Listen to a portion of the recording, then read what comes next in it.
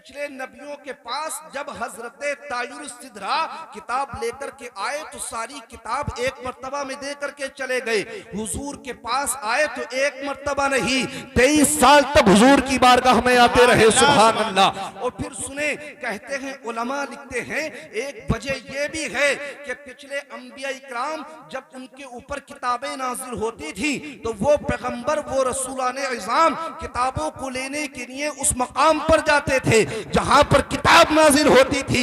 लेकिन अल्लाह ने तुम्हारे मेरे पैगंबर को ये एजाज अता फरमाया है, ये अल्लाह ने उरूज अता फरमाया है कि हुजूर किताब लेने नहीं गए थे, बल्कि सरकार अगर लिखा हुआ है किताबों में, हुजूर अगर मदीने में होते थे तो कुरान मदीने में नाजिल होता था। सरकार अगर मक्का शरीफ में होते थे तो कुरान मक्का शरीफ में नाजिल होता था। सरकार अगर ताइफ में होते थे तो कुरान ताइफ में नाजिल होता था। हुजूर अगर हुनैन में होते थे तो कुरान हुनैन में नाजिल होता था। हत्ता कि यही तक रही, अगर सरकार बिस्तरे आयशा पर हुआ करते थे तो कुरान बिस्तरे आयशा पर नाजिल होता था। सुभान अल्लाह। नारे तकबीर, नारे रिसालत। तो कुरान बिस्तरे आयशा पर नाजिल होता था। कितने दिनों में नाजिल हुआ? 23 साल में नाजिल हुआ। किस लिए थोड़ा थोड़ा नाजिल हुआ? ताकि लोग सही से अमल कर सके। अब फिर इधर को सुने, लोगों ने फिर एतराज किया। लोगों ने एतराज किया कि माज़ल्लाहि रब्बिल आलमीन, ये कुरान अल्लाह का कलाम नहीं है। बदअकीदों ने जब कुफ्फारे मक्का ने इस बात पर एतराज किया तो फिर सुने उसका जवाब। इधर आ जाए, अल्लाह ने उसका जवाब कितने शानदार अल्फाज में दिया। अल्लाह ने मुकद्दस कलाम के अंदर आयत करीमा नाज़िल फरमाई। अल्लाह ने फरमाया व इन कुंतुम फी गैबिन मिम्मा नज़्ज़लना अला अब्दिना फअतू बिसूगतिन मिन मिस्लिही वदऊ शुहदाअकुम मिन दूनिल्लाहि इन कुंतुम सादिकीन। अल्लाह फरमाता है जब कुफ्फारे मक्का ने एतराज किया कि ये कलाम जो है ये कलाम इलाही नहीं है, तो अल्लाह ने उसका जवाब दिया। रब ने चैलेंज किया, कहा अगर तुम्हें कलामे इलाही होने में शक है जो हमने अपने बंदे खास पर नाजिल किया है, तो फिर कोई भी तुम में से जितने भी हैं सब मिल जाओ, अपने झूठे माबूदों को जमा कर लो और कहा कोई कुरान की तरह एक सूरत ही ला करके दिखा। सुभान अल्लाह। करके दिखा दो। और यही वजह है कि आज तक और कयामत तक जितने भी उलूमो फनून होंगे, बड़े बड़े इल्मो फन के माहिर आए, लेकिन आज तक कोई कुरान की मिस्ल एक आयत नहीं लेकर के आयत। अच्छा, कुरान आया क्यों? कहा अल्लाह फरमाता है कि हुदल लिन्नास, लोगों की हिदायत के लिए आया। कुरान आया कहां से? कहा तंजीलुम मिन रब्बिल आलमीन, अल्लाह की जानिब से आया। कहा किस पर आया? कहा मुहम्मदुर रसूलुल्लाह, मुहम्मदुर रसूलुल्लाह पर नाजिल हुआ। अब आगे सुने किस जबान में नाजिल हुआ? अरबी जबान में नाजिल हुआ। अल्लाह फरमाता है कुरान अजीम के अंदर कि हमने रसूलों को उसकी कौम की ही जबान में उनके पास भेजा, कौम की जबान में ही वहीं पर भेजा है। आप कहेंगे कैसे? तो फिर सुनिए, यहीं पर चंद जुमलों में सुनिएगा कि अल्लाह ने मेरे और आपके पैगंबर को बेशुमार मौजज़ात अता फरमाए। अल्लाह ने बेशुमार मौजज़ात अता फरमाए। यूं तो हुजूर की सारी जिंदगी मौजज़ा है। मैं और आप यहाँ बैठे हैं, हमारे सीनों में हुजूर का दिया हुआ ईमान है, ये भी हुजूर का मौजज़ा है। लेकिन सबसे बड़े हुजूर को दो मौजज़े अता फरमाए और अल्लाह ने हर नबी को हर दौर के एतबार से मौजज़े अता फरमाए। दौर के एतबार से मौजज़ात अता फरमाए। आप कहेंगे कैसे? तो फिर सुनिए कैसे अता फरमाए। आप पढ़े हजरत मूसा अलैहिस्सलातु व तस्लीम के दौर की कहानी, हजरत मूसा अलैहिस्सलातु व तस्लीम के दौर की कहानी पढ़ करके देखें। वो वक्त वो था जब हजरत मूसा अलैहिस्सलातु व तस्लीम दुनिया के अंदर तशरीफ लेकर के आए थे, तो वो जादूगरी का जमाना था। एक से एक बढ़ करके लोगों का जादू बोल रहा था, लोगों का जादू सर चढ़ करके बोल रहा था। इधर इधर देखें, मोहब्बत से बोले सुभान अल्लाह। आप शायद बात समझ नहीं आ रही। सुभान अल्लाह। ये बहुत अहम बात है। हर नबी को हर दौर के एतबार से मोजज़े अता किए। हजरत मूसा अलैहिस्सलातु व तस्लीम को जो मोजज़ा दिया वो मोजज़े असा दिया। और वो क्यों? इसलिए कि वो वक्त जो था वो जादूगरी का था, एक से एक बढ़कर के जादू था लोगों के पास, सर चढ़ करके जादू बोल रहा था। लेकिन जब फिरौनियों के दरबार में तमाम फिरौनियों ने रस्सियों के सांपों को, रस्सियों को जादू के जरिए सांप बना दिया और हजरत मूसा कलीमुल्लाह को दरबार में बुलाया गया, तो अल्लाह ने जो आपको मोजज़े असा अता फरमाया था वो मोजज़े असा को हजरत मूसा ने सांप बनाया और वो सांप सारी रस्सियों को निगल करके दोबारा से फिर असा का असा बन करके रह गया। आगे सुने, जब हजरत यूसुफ अलैहिस्सलातु व तस्लीम दुनिया के अंदर तशरीफ लेकर के आए तो वो वक्त हुस्न का था, एक से एक बड़ा हसीन था। मिस्र के अंदर लोगों के हुस्न के चराग जल रहे थे। अल्लाह ने हजरत यूसुफ अलैहिस्सलातु व तस्लीम को हुस्न का वो कमाल अता फरमाया कि जो लोग अपने हुस्न पर फख्र कर रहे थे, जब हजरत यूसुफ को देखा तो वो भी अपनी उंगलियां काटते हुए नजर आ रहे थे। और आगे चले, जब हजरत ईसा अलैहिस्सलातु व तस्लीम दुनिया के अंदर तशरीफ लेकर के आए तो वो तिब का जमाना था, एक से एक बड़ा तबीब, एक से एक बड़ा हकीम। लोगों ने हर मर्ज की दवा का इलाज तलाश कर लिया था। 3 मर्जों की दवा का इलाज किसी के पास नहीं था। एक तो कोई मादरजात अंधे को आंखें नहीं दे सकता था, दूसरा कोई कोड़ी को शिफा नहीं दे सकता था, तीसरा कोई लोगों के पास मौत का इलाज नहीं था। अल्लाह ने अपने पैगंबर हजरत ईसा अलैहिस्सलातु व तस्लीम को ये कमालात अता फरमाए कि आप किसी मादरजात अंधे की आंखों पर हाथ फेरते अल्लाह उसको आंखें अता फरमा देता, आप किसी कोड़ी के ऊपर हाथ फेरते अल्लाह उसको शिफा अता फरमा देता, आप मुर्दे को कुम बिइज़्निल्लाह कह करके ठोकर मारते अल्लाह उसको जिंदगी अता फरमा देता। अब सुने, जब हुजूर दुनिया के अंदर तशरीफ लेकर के आए तो वो वक्त शायरी का था, वो वक्त अदीब का था। उस वक्त में एक से एक बड़ा अदीब, एक से एक बड़ा फसीह था।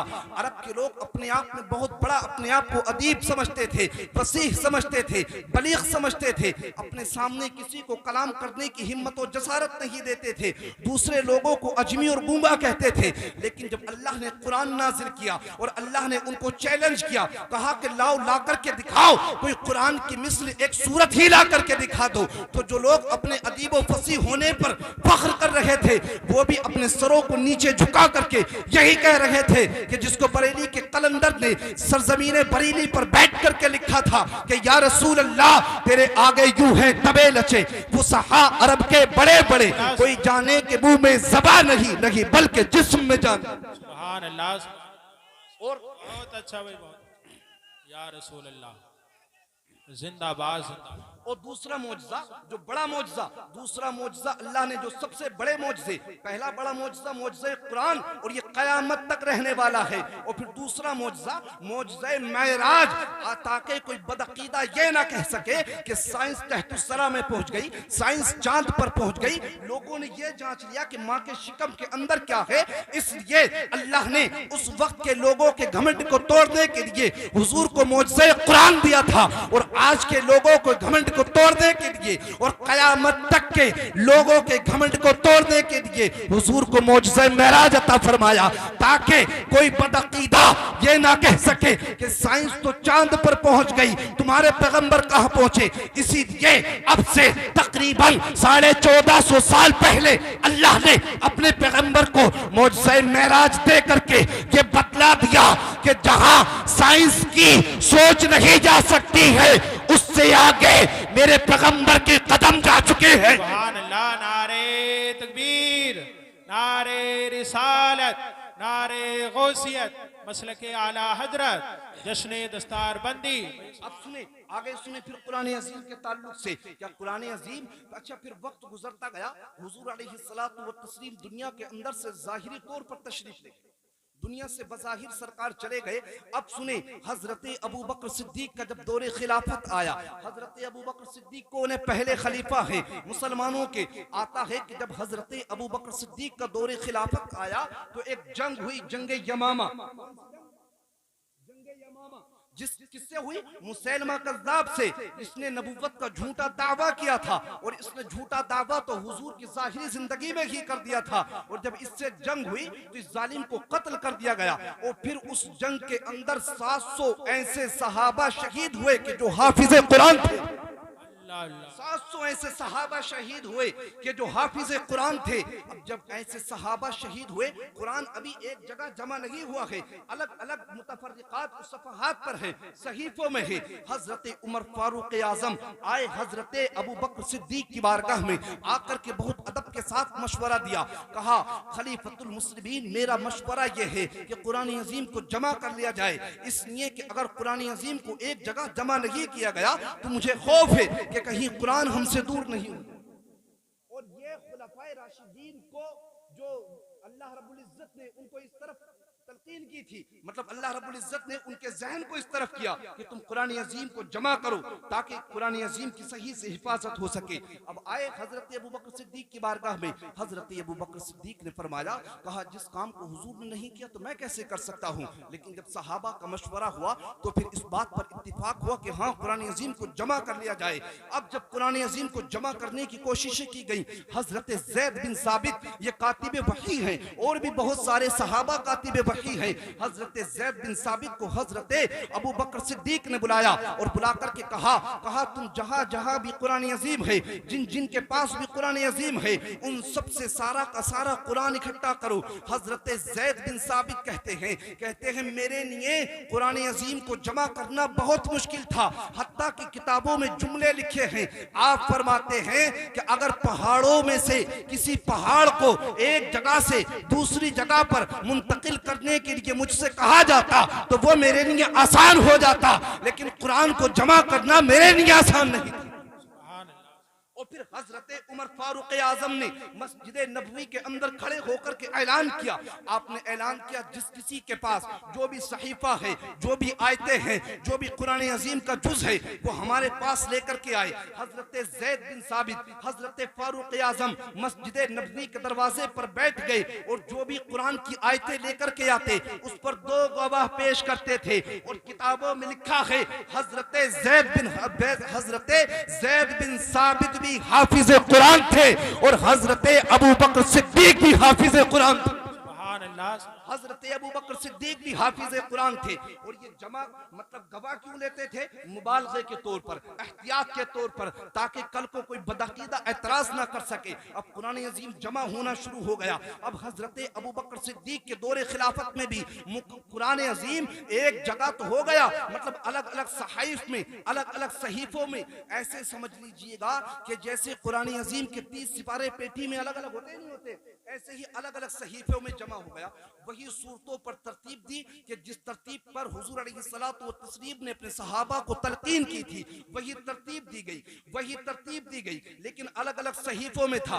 वक्त गुजरता गया, वक्त आया हजरत उस्मान गनी का। जब दौरे खिलाफत आई तो उस वक्त में लोगों के अंदर इंतशार हो गया, मुसलमानों में इख्तिलाफ पड़ गया, क्योंकि इब्तदाए इस्लाम में कुरान अजीम को अलग अलग लुगात पर पढ़ने की इजाजत थी, इसलिए कि उस वक्त के एतबार से इजाजत दे दी गई थी। लेकिन जब इख्तिलाफ हुआ कि ये उस लुगत पर पढ़ रहे हैं, ये उस लुगत पर पढ़ रहे हैं, ये उस लुगत पर पढ़ रहे हैं, तो हजरत उस्मान गनी ने सारे के सारे लोगों को जमा किया और आपने ऐलान किया कि कुरान अजीम सिर्फ लुगत कुरैश पर ही पढ़ा जाया करे, इसलिए कि सबसे अफजल जो लुगत है वो लुगत कुरैश ही है। और फिर आपने फरमाया कि इसलिए कि कुरान जो नाजिल हुआ है वो लुगत कुरैश पर ही नाजिल हुआ है। फिर हजरत उस्मान गनी ने जो अलग अलग सहीफे थे उन सबको एक किताबी शक्ल कहां से मिली? हजरत उस्मान गनी के दौर से। और फिर तरतीब वही थी सूरतों की, रुकुओं की, आयत करीमा की वही तरतीब थी। अब फिर यहाँ से सुने, कोई बदअकीदा ये एतराज कर सकता है जो किसी बेवकूफ और अहमक ने एतराज किया था कि माज़अल्लाहि रब्बिल आलमीन के कुरान अजीम होने में तो शक नहीं है, लेकिन ये किताब तो सहाबा ने जमा की है। हो सकता है कोई बदअकीदा एतराज कर दे कि भाई किताब होने में शक है, तो फिर सुने उस बदअकीदे के एतराज को बहुत आसानियत के साथ में देना। अल्लाह हर चीज का जानने वाला है। अल्लाह ने इस सवाल का जवाब अब से बरसों पहले दे दिया था। अल्लाह ने इस सवाल का जवाब पहले ही दे दिया था, इसलिए कि ताकि कल को कोई एतराज न कर सके। और अल्लाह ने पहले ही सूरे बकरा के अंदर, आप कुरान खोलेंगे तो सबसे पहले आप यही पढ़ेंगे कि ज़ालिकल किताबु ला रैब फीह। ये नहीं कहा कि ज़ालिकल कुरानु ला रैब फीह, ये कहा कि ज़ालिकल किताबु ला रैब फीह। ये वो किताब है जिसमें कोई शक ही नहीं। ना कुरान के कुरान होने में शक है, ना कुरान के किताब होने में शक है। और एक जुमला और सुने, आप हजरत यहाँ सब उलमा इकराम तशरीफ फरमा है, आप किताबें पढ़ते हैं, आप किताबें पढ़ते हैं, हर किताब के शुरू में लिखा होता है कि अगर इस किताब के अंदर आप कोई गलती देखें तो हमसे कांटेक्ट करें, इस किताब के अंदर कोई खामी देखें तो हमसे कांटेक्ट करें। लेकिन अल्लाह की कसम, ये वाहिद किताब ऐसी है कि जिसका पहला हर्फ पढ़ेंगे आप सूरह बकरा के अंदर, जब पहली आयत पढ़ेंगे तो यही पढ़ेंगे, ज़ालिकल किताबु ला रैब फीह, ज़ालिकल किताबु ला रैब फीह, ज़ालिकल किताबु ला रैब फीह। ये वो किताब है जिसमें कोई शक ही नहीं। और फिर एक चीज और देखें, आप दुनिया का जायजा लें, बहुत सारी किताबें हैं, बेशुमार किताबें हैं दुनिया के अंदर।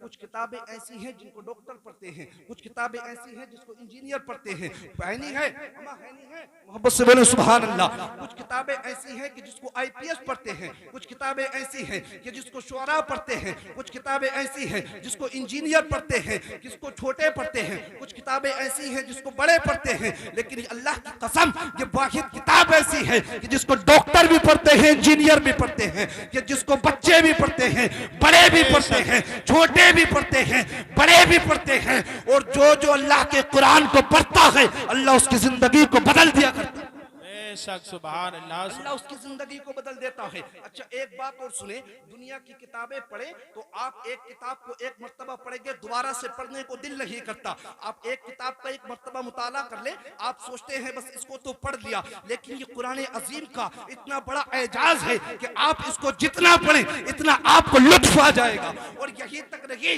आप इसके तर्जुमे को जानते हो, मफहूम मतालिब को जानते हो, तब भी आपको मजा आएगा। आप नहीं भी जानते हैं, अल्लाह अपने फजल से तब भी इसको आपको पढ़ने वाले को लुत्फ अता फरमा दे,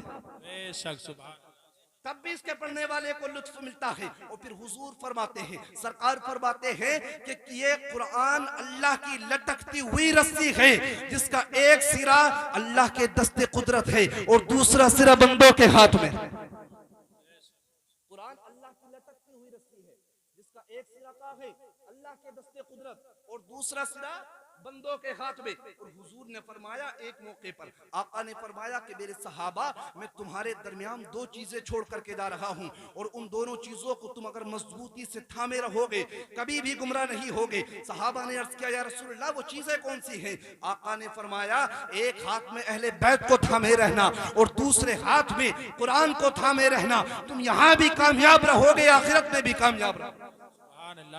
और देखिए, ये कुरान अल्लाह का वो मुकद्दस कलाम है, इसको जब बंदा कुरान को पढ़ता है तो उसके पढ़ने वाले का दिल कलियों की तरह खिल जाता है। अमा ये वही मुकद्दस कलाम है कि हजरत लोग कहते हैं कि करबला के अंदर हजरत इमाम हुसैन ने नेज़े की नोक पर कुरान सुनाकर के हक अदा किया। कहते नहीं कहते, करबला के अंदर नेज़े की नोक पर हजरत इमाम हुसैन ने कुरान अजीम सुनाकर के हक अदा कर दिया।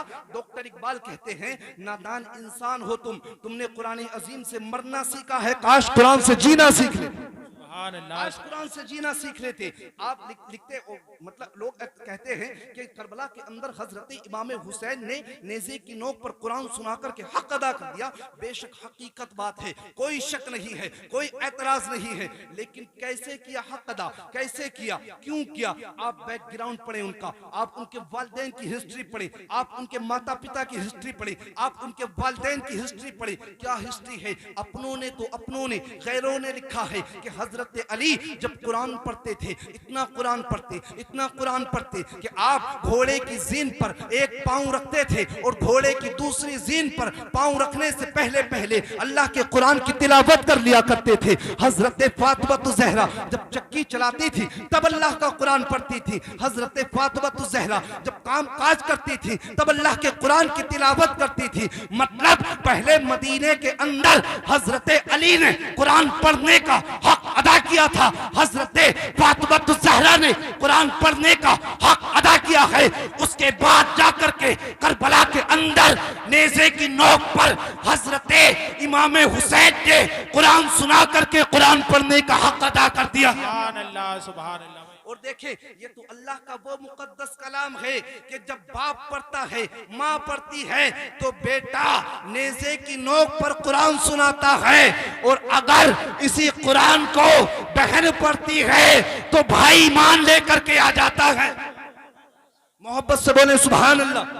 और पीछे के भी बोले या रसूल अल्लाह। हम अल्लाह के कुरान की बातें चल रही हैं, जहां अल्लाह के कुरान पढ़ा जाता है वहां अल्लाह की रहमतों का खास नुज़ूल होता है। सुभान अल्लाह। पीछे तक बोले या रसूल अल्लाह और मोहब्बत से सुभान अल्लाह। कैसे कहा, ये कुरान जब बहन पढ़ती है तो भाई ईमान लेकर के आ जाता है। आप कहेंगे कैसे, तो फिर जरा सी बात को सुनिएगा। आप सुनिए कैसे। यही हजरत उमर फारूक आजम तलवार लेकर के चले थे। किसी ने पूछा उमर कहाँ जा रहे हो? कहा जाना कहाँ है, बानी इस्लाम के सर को तन से जुदा कर देंगे। कहा क्यों? कहा ना वो होंगे ना इस्लाम आगे बढ़ेगा, ना वो होंगे ना इस्लाम आगे फैलेगा। उसने मुस्कुरा करके कहा उमर सुनो, बानी इस्लाम के सर को तन से बाद में जुदा करना, हमने सुना है तुम्हारी बहन भी ईमान लेकर के आ गई है। सुभान अल्लाह। हमने सुना है तुम्हारे बहनों भी ईमान लेकर के आ गए हैं। उमर ने इतना सुना तो चेहरा गुस्से से लाल हो गया और चल दिए फारूक आजम बहन के दरवाजे की तरफ। हाथ में तलवार है, गुस्से में जा रहे थे हजरत फारूक आजम। और जब बहन के दरवाजे पर पहुंचे तो देखा कि अंदर से कुरान पढ़ने की आवाजें आ रही हैं। दस्तक दी, बहन ने खामोशी इख्तियार की और कुरान अजीम को उठा करके रख दिया। और जब दरवाजा खोला तो हजरत फारूक आजम ने बहन को मारना शुरू कर दिया, बहन को पीटना शुरू कर दिया। हत्ता के इतना मारा कि बहन के चेहरे से खून निकलने लगा, यहाँ कानों की बालियों से खून निकलने लगा। बहन तड़प करके जमीन पर गिरी और उठ करके कहने लगी, बोली सुन, अगर तू खत्ताब का बेटा है तो मैं भी खत्ताब की बेटी हूँ। अगर तू मारते मारते नहीं थक सकता तो मैं भी पिटते पिटते नहीं थक सकती। अगर तू नहीं थक सकता तो मैं भी नहीं थक सकती। हजरत फारूक आजम ने देखा कि अब तक जो बहन मेरे सामने बात नहीं कर सकती थी, अब तक जो बहन मेरे सामने बोल नहीं सकती थी, तो उस बहन के अंदर इतनी ताकतें कहां से आ गई, इतनी पावर कहां से आ गई कि वो बहन खड़े होकर के जवाब दे रही है। फिर हजरत उमर फारूक आजम ने कहा लाओ लेकर के आओ, क्या पढ़ रही थी, ला करके दिखाओ तो क्या पढ़ रही थी। हजरत फारूक आजम की बहन ने कहा वो कुरान है, अल्लाह का मुकद्दस कलाम, और तुम नापाक हो, कुरान को नापाक लोग नहीं छुआ करते हैं। कहा पहले गुस्ल करके आओ, गुस्ल करके आओगे फिर अल्लाह के कुरान की तिलावतें करना। हम मोहब्बत से बोले सुभान अल्लाह। कहा फिर अल्लाह के कुरान की तिलावतें करना। गए हजरत फारूक आजम, कुरान इधर गुस्ल कर रहे थे, गुस्ल करने के लिए गए, इधर उमर इब्न खत्ताब गुस्ल कर रहे थे, इधर बहन ने मुसल्ला बिछा दिया और बहन अल्लाह की बारगाह में दुआएं करने लगी, अर्ज करने लगी, रब्बे कायनात मेरे भाई के जिस्म से गंदगी को धोना, जिस्म की गंदगी को साफ करना, बज़ाहिर ये तो पानी का काम है, लेकिन दिल की गंदगी को साफ कर देना ये तेरी रहमतों का कमाल होगा। आता है इधर जब फारूक आजम गुस्ल करके आए और जब अल्लाह के कुरान को हाथ में लिया और जब पढ़ा कि ताहा मा अंज़लना अलैकल कुरान लितशक़ा, कि हमने ये कुरान इसलिए तो नाज़िल नहीं किया था कि लोग इससे मशक्क़तों में पड़ जाएं। आंखों में आंसू आ गए और आंखों में आंसू लेकर के चल दिए मुस्तफ़ा की जानिब और हुजूर की तरफ जाकर सरकार के कदमे मुस्तफ़ा को चिपट गए और चिपट करके अर्ज करने लगे, या रसूल अल्लाह इस उम्र की गुस्ताखियों को माफ कर दीजिए, कलमा पढ़ा करके मुसलमान कर लीजिए। या रसूल अल्लाह कलमा पढ़ा करके मुसलमान कर लीजिए। तो ये कुरान का एजाज है। वैसे तो एक दिन पहले हुजूर ने दुआ मांगी थी कि या तो उमर इब्न खत्ताब या फिर ये अबू जहल के बारे में, इन दोनों के बारे में दुआ मांगी थी, लेकिन ज्यादातर जो हजरत फारूक आजम की तरफ हुजूर की रग़बत थी तो फरमाया ये कुरान को जब बहन पढ़ती है तो फिर भाई ईमान लेकर के आते हैं। इसीलिए बहनों की कदर किया करें। ये बहन वो मुकद्दस हस्तियां होती हैं कि जो माँ बाप के बाद अगर कोई जात दुआ देने वाली होती है तो बहनों की जात हुआ करती है। बहुत सारे लोगों को देखा कि हजरत बहनें घर पर आ जाएं तो चेहरों को बिगाड़ लेते हैं। वो तो मतलब बहनें साल में महीने 2 महीने में आ जाएं तो लोगों के चेहरों के रंग बदल जाते हैं। आप यकीन जाने जब माँ बाप नहीं होते हैं तो यही बहनें तुम्हारे हक में दुआएं करती हैं।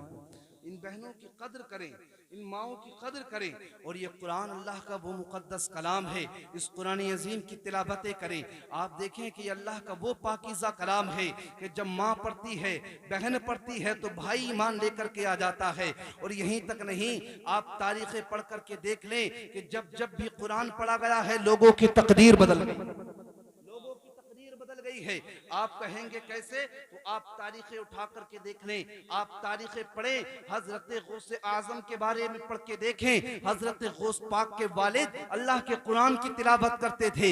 हजरत गौस आजम के वालिद मोहतरम मुकद्दस कलाम की तिलावत करते थे। आपकी वालिदा मोहतरमा तो 18 पारों की हाफिजा थी और इतने कुरान के पारों की तिलावत की थी कि जब दुनिया के अंदर हजरत गौस आजम आए थे तो 18 पारों के हाफिज कुरान बन करके आ गए।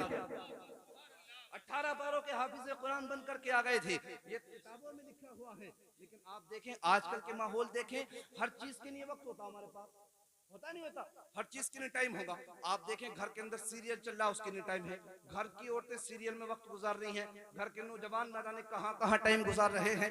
वक्त नहीं है तो अल्लाह के कुरान पढ़ने के लिए तुम्हारे और हमारे पास लो इल्ला माशाअल्लाह सबकी बात नहीं है। लोगों के पास कुरान अजीम पढ़ने के लिए वक्त नहीं है। हम इस कुरान को सीने से लगाएं और यकीन जाने कि जब माएँ कुरान पढ़ती हैं और ऐसे पढ़ें कुरान, ऐसे ऐसे तिलावतें करें कि रातों को उठ उठ करके अल्लाह के कुरान की तिलावतें करें। अपनी बेटियों के हाथों में ये सीरियल नहीं दिखाएं, मोबाइल नहीं दें। अपनी बेटियों के हाथों में शायरी ये नावल नहीं पढ़ना सिखाएं अपनी बेटियों को। अगर अपनी बेटियों को पढ़ना ही सिखाना है तो फिर कंजुल ईमान पढ़ना सिखा दें। अपनी बेटियों को अगर पढ़ना ही सिखाना है तो हजरत फातिमा ज़हरा की सीरत पढ़ना सिखा दें। इसलिए कि अब कोई हुसैन तो नहीं आ सकता है, लेकिन अगर बेटी कनीज़े फातिमा बन जाए तो औलाद गुलाम हुसैन बन करके आ जाए। बेटी अगर कनीज़े फातिमा बन जाए तो औलाद गुलाम हुसैन बन करके आ जाए। है नहीं है? आप कहेंगे लेकिन वक्त ही कहाँ है? सीरियल देखने से टाइम मिले तब ना, नावल पढ़ने से वक्त मिले तब ना। अब देखिए इतने हालात खराब, कितनी ऐसी मुसलमान बेटियां जो गैरों के साथ जा रही हैं। बताओ, सोशल मीडिया आप खोल करके देखें, कितनी ऐसी हमारी कौम मुस्लिम की बेटी है, कलमा पढ़ती है, हुजूर का मुस्तफ़ा की शरीयत पर अमल करती थी, लेकिन दीन से फिर गई, मुर्तद हो गई। इसके कहीं ना कहीं जिम्मेदार माँ बाप भी हुआ करते हैं, वालिदैन भी इसके जिम्मेदार हैं। देखिए शादी ब्याहों के हालात देख लें, उसके अंदर बेपर्दगी, न भाई को गैरत, न माँ को गैरत, न बाप को गैरत। बहन बेपर्दा घूम रही है, किसी को कोई परवाह नहीं है। इसीलिए अपनी बेटियों के हाथों में सीरत फातिमा ज़हरा दें। अपनी बेटियों को ये नावल पढ़ना नहीं सिखाएं, अपनी बेटियों को हुजूर के सहाबा की बीवियों की सीरत पढ़ना सिखाएं। अपनी बेटियों को हुजूर की बेटी फातिमा ज़हरा की किरदार सिखाएं। इसलिए कि जब माँ बाप नेक होते हैं तो औलाद नेक बन जाती है, जब माँ नेक होती है तो बेटी नेक बनती है, जब बाप नेक होता है तो फिर बेटा नेक बनता है। जिसका बाप जुआरी हो तो बेटा कहां से नेक बन जाएगा? इल्ला माशाअल्लाह। जिसका बाप शराब पीता हो तो बेटा कैसे मुत्तकी बनेगा? जिसका बाप शराब पीता हो बेटा कहां से मुत्तकी बनेगा? जब माँ परहेज नहीं करेगी, जब माँ पर्दा नहीं करेगी तो बेटी पर्दा कहां से करेगी? हमने देखा, आपने देखा होगा, जिन घरों के अंदर माँ बाप वालिदैन नमाज पढ़ते हैं उन घरों के अंदर छोटे छोटे बच्चे भी नमाज पढ़ना शुरू कर देते हैं। छोटे छोटे बच्चे नमाज पढ़ना शुरू कर देते हैं। इसीलिए अपनी बेटियों को कनीज़े फातिमा बनाएं। और यकीन जाने, जब ये बेटियां कनीज़े फातिमा होती हैं, जब ये बेटियां अल्लाह के कुरान की तिलावत करती हैं, जब बाप अल्लाह के कुरान की तिलावत करता है तो फिर औलादे नेक बन जाती हैं। आप कहेंगे कैसे? आप एक जरा सी मिसाल ले लीजिए कि जब कोई बहन या माँ कोई बेटी उम्मीद से होती है डॉक्टर के पास जाते नहीं जाते, तो डॉक्टर कहता है भाई आप जो है सेब खिलाएं, संतरे खिलाएं, आप बादाम खिलाएं। आप पूछे क्यों? तो जवाब मिलता है इसलिए कि इसके शिकम के अंदर जो बच्चा है, ये औलाद जब ये माँ फ्रूट्स खाएगी तो उस बच्चे के ऊपर असर पड़ जाएगा, उस बच्चे के ऊपर असर पड़ जाएगा। अब बताएं कि अगर माँ सेब संतरा खाए तब बच्चे पर असर पड़ जाता है, माँ अगर अल्लाह के कुरान की तिलावत करे तो बच्चे पर असर नहीं पड़े। बाप अगर बंबई के होटल में बैठकर भी गुनाह करेगा तो उसका असर उसकी औलाद पर पड़ जाएगा। आप कहेंगे कैसे? तो जरा सी मिसाल ले लीजिए, यही हजरत गरीब नवाज के बारे में पढ़ के देखें। हिंदुस्तान की धरती पर जो आए हजरत गरीब नवाज, आपके वालिद भी आलिम थे, माँ आलिमा थी, बाप आबिद थे, माँ आबिदा थी, बाप मुत्तकी थे, माँ मुत्तकिया थी, अल्लाह के कुरान की तिलावत करते थे, हदीस मुस्तफा पढ़ा करते थे, हुजूर की शरीयत पर अमल करते थे। उसका रिजल्ट ये मिला कि उनका बेटा जब हिंदुस्तान की धरती पर आया 90 लाख काफिरों को कलमा पढ़ा करके मुसलमान कर दिया। आप देखें, जब माँ बाप नेक होते हैं तब औलादे नेक बन जाती हैं। मतलब जैसा बाप होता है वैसी औलाद होती है, जैसी जमीन होती है वैसी ही फसल हो जाती है। ऐसा नहीं होता है कि आम के दरख्त पर कभी बबूल के कांटे निकल करके आ जाएं, या बबूल के दरख्त पर कभी कांटों की जगह सेब उग करके आ जाएं। अगर बाप नेक होता है तो बेटे नेक बन जाते हैं, माँ नेक होती है तो बेटियां नेक बन जाती हैं। और जब बाप कुरान पढ़ता है तो बेटा इबादत गुजार बन जाता है, और बाप जब होता है मुफक्किर आजम तो बेटा ताजु शरिया बन जाता है, और बाप जब होता है कायद आजम तो बेटा ताजु शरिया बनता है, जो जमाने को पैगाम दे जाता है कि लोगों अल्लाह के कुरान की तिलावतें करना। और जिसको अपने जुमलों में किसी ने पिरो करके कहा था है कौले मोहम्मद कौले खुदा, फरमान न बदला जाएगा, बदलेगा जमाना लाख मगर कुरान न बदला जाएगा।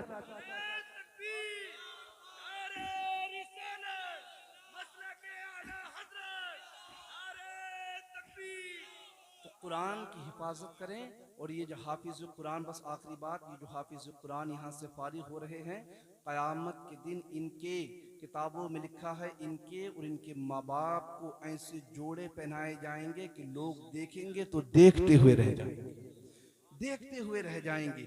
ऐसे ताज रखे जाएंगे। साहिब कुरान खुद आकर के हिफाजत करेगा और कहेगा, पूछेगा इंसान तू कौन है? तो ये कहेगा कि मैं कुरान हूँ, अल्लाह ने मुझे ये शक्ल सूरत दी है, दुनिया में तू मेरी हिफाजत करता था, आज मैं तेरी हिफाजत करूंगा। और ऐसा लिबास पहनाया जाएगा कि लोग देख करके ताहैरत भरी निगाहों से देखेंगे और पूछेंगे कि ये लोग कौन है?